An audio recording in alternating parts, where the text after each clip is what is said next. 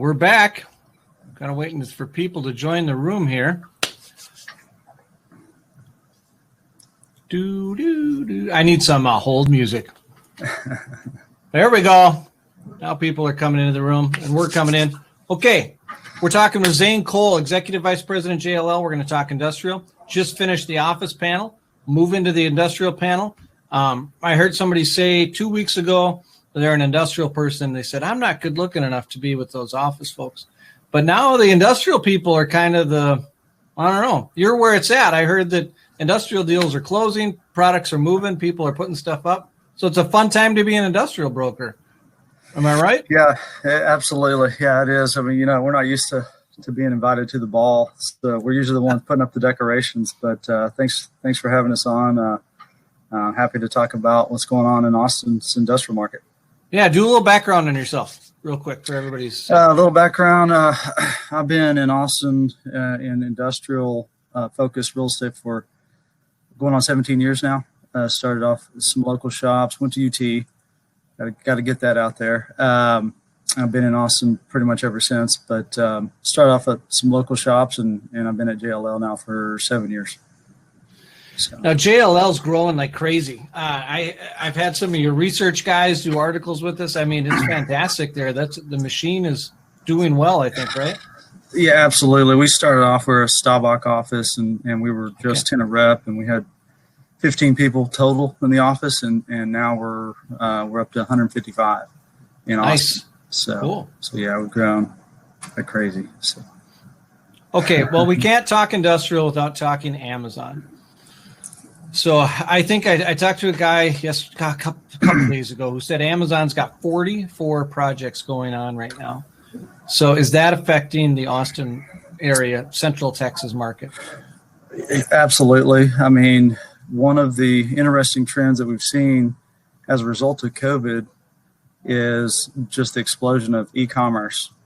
And so all e-commerce, I mean, those guys are obviously the biggest, and they've been taking a lot of space. Recently, they're also building their own facility. But generally, retailers, everyone is, more people are shopping online. And that runs the gamut from, furniture to food to anything you can buy online. People are doing it, and it's been intensified with COVID. And so absolutely that demand has exploded. It's no different than any other market, I'm sure, but Austin especially. What little space we did have available, those retailers, e-commerce guys have just leased it all up. Can't build it fast enough. So I think, but your point is important. I think a lot of people that aren't in industrial think Amazon is industrial right now, but there's a lot of Amazon lookalikes, right? Is that what you're saying? There's a lot of other people that are doing the same thing. Absolutely. So, Austin is very much a final mile market. And so a lot of times retailers would hire 3PLs to deliver that final mile for them. We've noticed that the retailers and larger stores are taking that upon themselves, taking additional, significant warehouse footprints in Austin and Central Texas, and they're going to handle that themselves. So the big name companies are leasing the space themselves, handling their distribution in-house, and we've seen that trend intensified over, since COVID. So if I came to Austin and said, I want to build an industrial building, because you said, I think I heard you say you can't build it fast enough. By the way, did an event in St. Louis, and they need core downtown Class A office buildings. So if you're looking to build one, apparently there's a hidden gem there. Anyway, so what would I build? 36-foot clear, 1 million square foot distribution center, or what are the needs right now? Yeah, I mean, again, Austin, we're about 55 million square feet of institutional quality product, relatively small compared to other markets in Texas. And so you're always going to have a smaller user base here in Austin. The interesting thing that I've seen is our average size was 20 to 30,000 square feet a few years ago. And I just saw a stat that the average deal in the market today is about 60 to 65,000 square feet. So that size has grown significantly. I still think you're going to see, the smaller buildings, shallower buildings catering to the typical Austin user. But as you mentioned, the new trend is big box industrial. And so it's, I think historically people have been a little bit, nervous about putting up a huge building like that. But the demand that we've seen here in Austin, I would not be surprised if we start seeing people put up 500,000 square footers plus, which is, that's very common in DFW and Houston, but not here. So I think you're going to see that. That'd be good for you all, right? Transactions. That's right. Yeah. So we got some other questions. Tell me, why don't we just talk about the last mile stuff and other facilities? So people have been, is last mile is a junior retail box that's been vacant, available last mile facility? Is that a myth? Is that real? What is last mile's effect in Austin right now? Right. So really, we haven't seen the conversions from, big box retail into, kind of a distribution center. I think that might be a future trend, something to look out for. And I think that's tied directly to, just getting people products faster, e-commerce, the explosion of, food delivery. And so I think that you may start to see some big box retail converted into distribution centers just because it's close to the rooftops. One other trend that we've seen is like the e-commerce users need a lot of parking for their box and delivery vans. So I think a retail center could be set up nicely for that. Historically, we haven't seen that in Austin yet. We're starting to, some of the industrial users are getting displaced to the suburbs. And so I think we're kind of getting away from those centrally located warehouses, which are going to be important. And so I do think you will see some conversions going forward. I've heard from architects that it's a nightmare and it sounds great on paper, but you just made a point, the parking. So is it like delivery vans and things of that nature?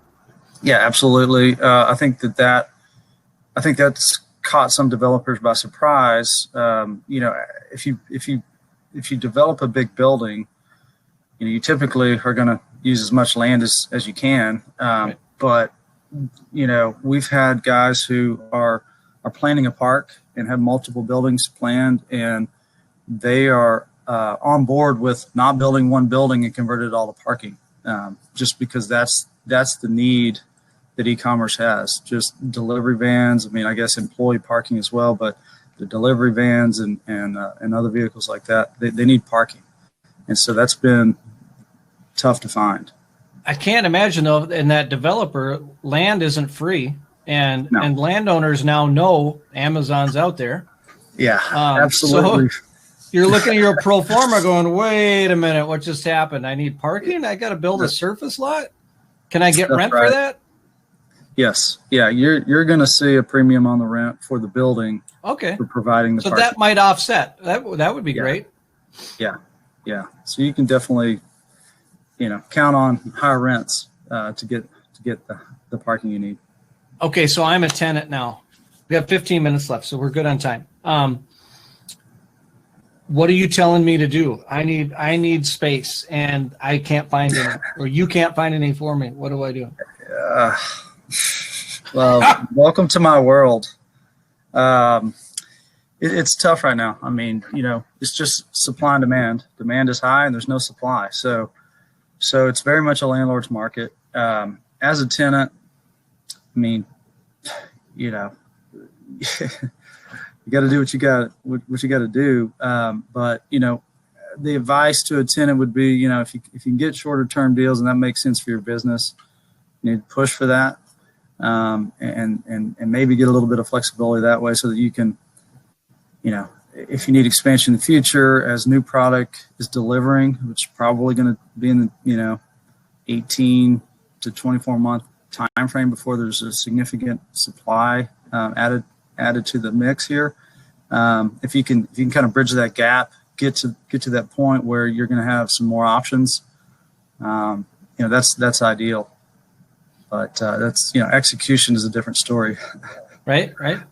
So you said suburban then. So we're looking further out. The ring's growing.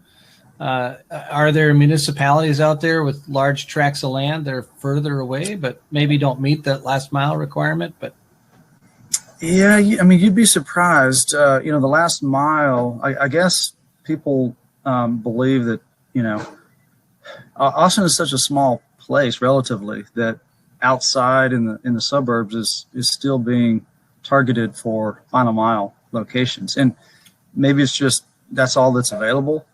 Ideally there'd be 1 million square foot building, next to the domain, and that would be perfect, but it doesn't exist. So we're having to go where the land is, and the land is definitely, on the outskirts of Austin. It's in the suburbs, and really all of them, Cedar Park, Leander, Round Rock, Georgetown, Pflugerville, Manor, all the way down south, Buda, Kyle. I mean, all of that have land available, and that's where a lot of focus has been on the next wave of industrial development, especially along 130. So you talk about all those submarkets. Are any of them having a labor shortage? If I'm looking for warehouse labor, can I hire in those submarkets?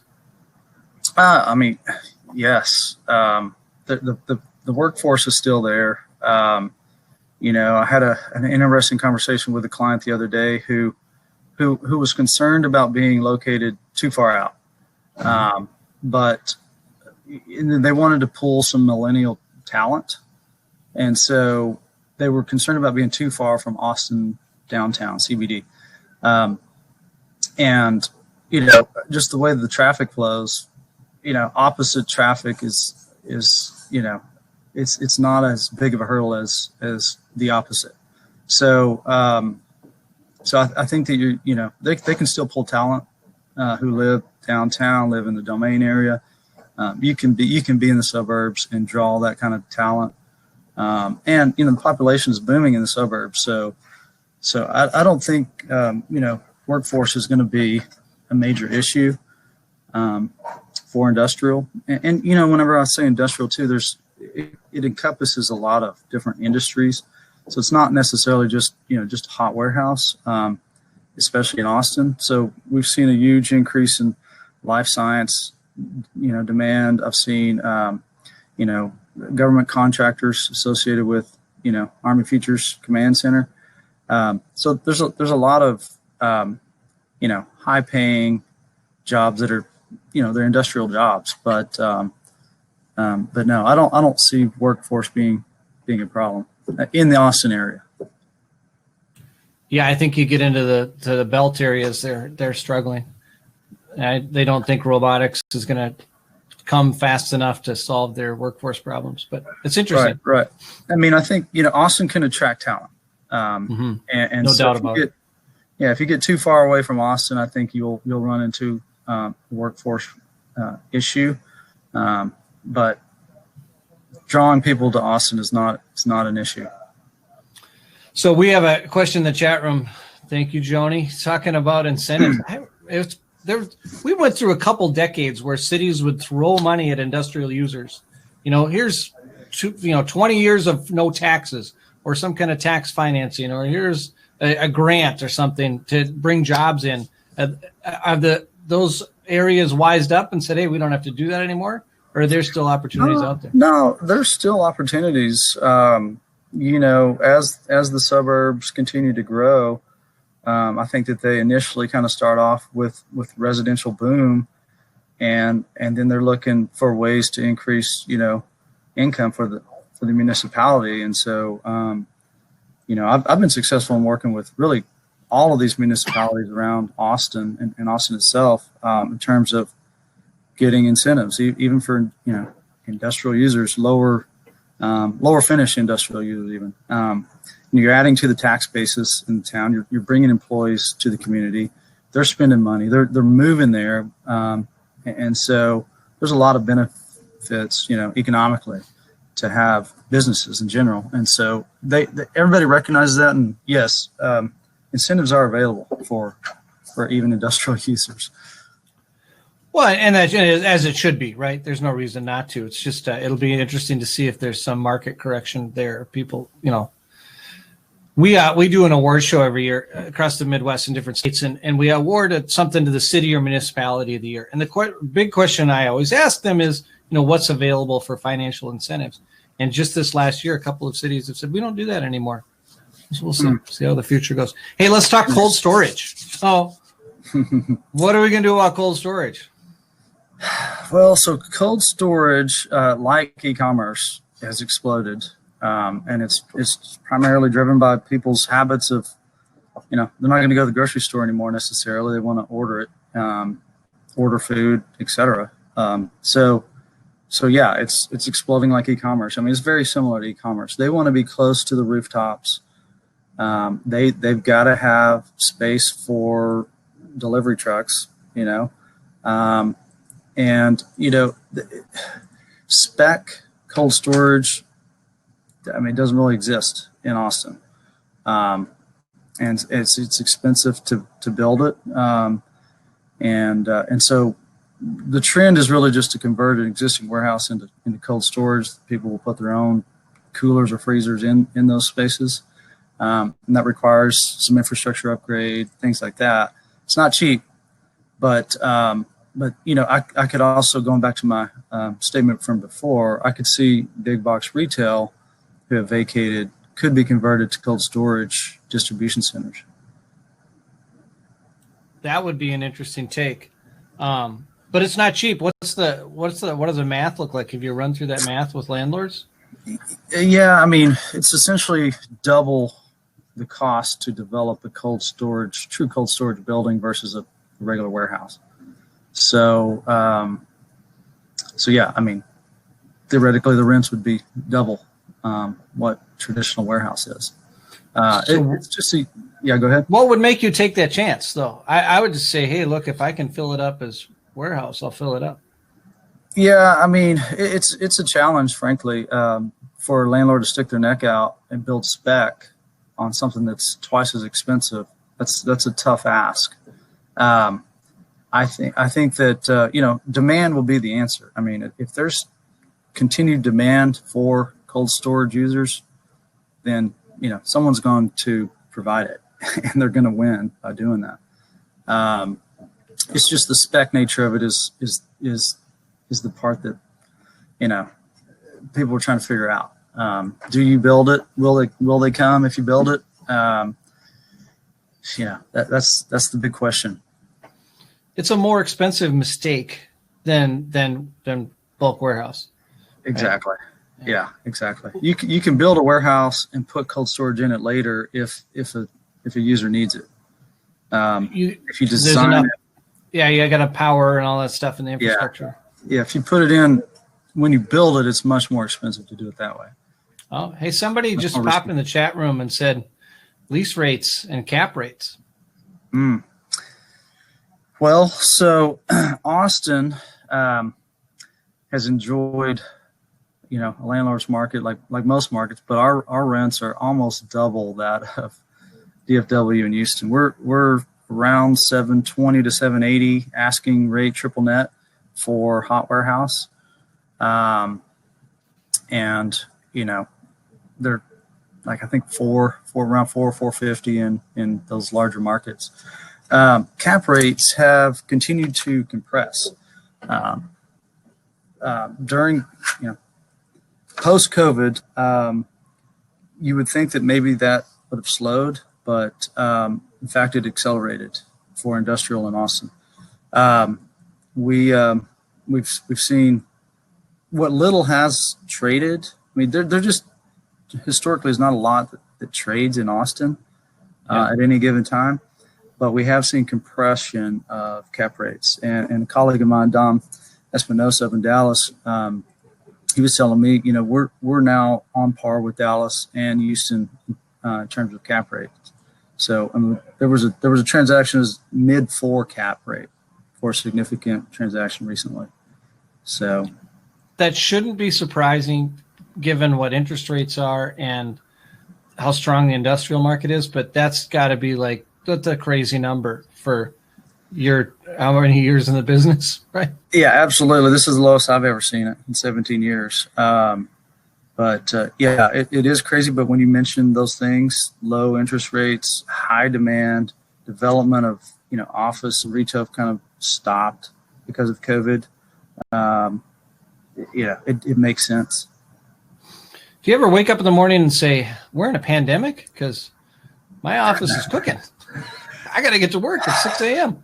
Yeah, the industrial team here, we've pretty much been in the offices, as long as we could, without it, being shut down. But Right.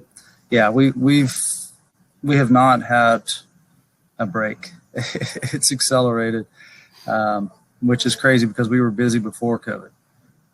So. Right. It's not like industrial was doing poorly. E-commerce was going nuts to begin with. Yeah.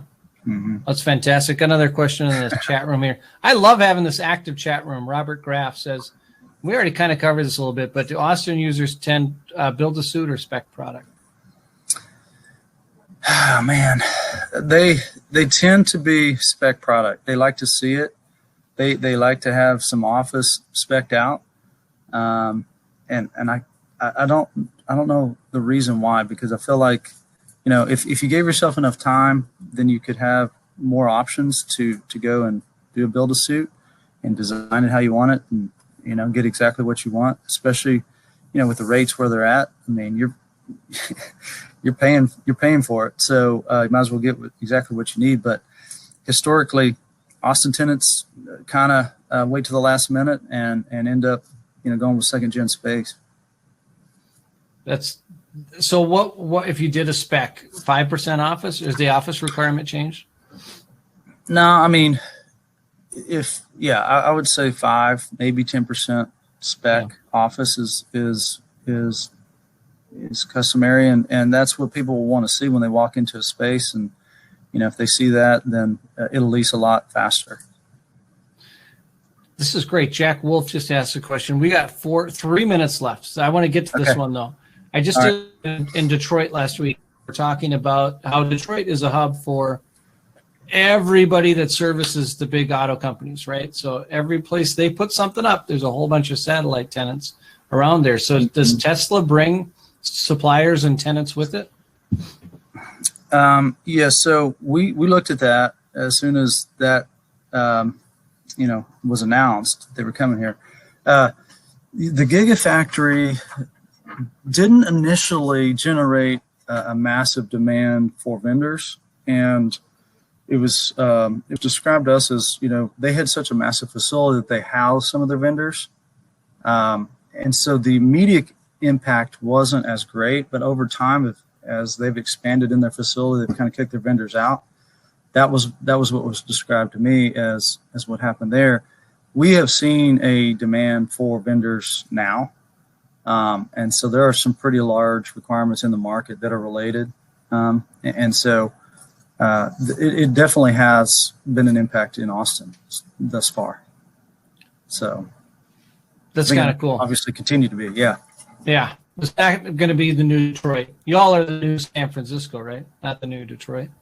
But the lines are blurred. Yeah, that's true. I think when Joe Rogan decided to move to Austin, the rest of California is going to come with him. We'll see what happens.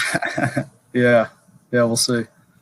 Cool. Okay, well, we're just out of time here. Is there anything you wanted to cover that we didn't cover? If you were saying, hey, there's one thing you all got to know, we got to it all, didn't we? I mean, I think you know it all. It's e-commerce. It's people ordering online. So we didn't talk. Have you had any manufacturing, nearshoring, onshoring requirements? Yes, we have. Yeah, I mean, like I said, the life sciences industry is really picking up. So I've had quite a bit of biotech and life science related companies, wet labs, things of that nature. So they're high paying jobs. Some of them are related to COVID, but some of them are just starting to pick up and want to be in Austin.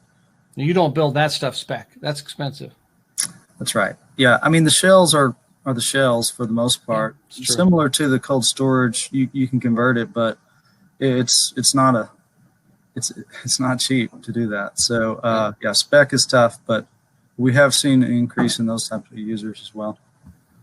Well, Zane, this is a good, let's see, I got to put up a link back in the chat room here. So y'all that are watching, I just put the link back in there. Click that, go back to the lobby. You can get into panel 3. This was fantastic. Great information. It's really nice to meet you online. Absolutely. Hopefully take a deep breath and crank out the rest of the year, man, because you got to make hay while the sun is shining, right? That's right. That's right. I appreciate it. Thanks for having me on. Thank you all. Okay. See you on the other side.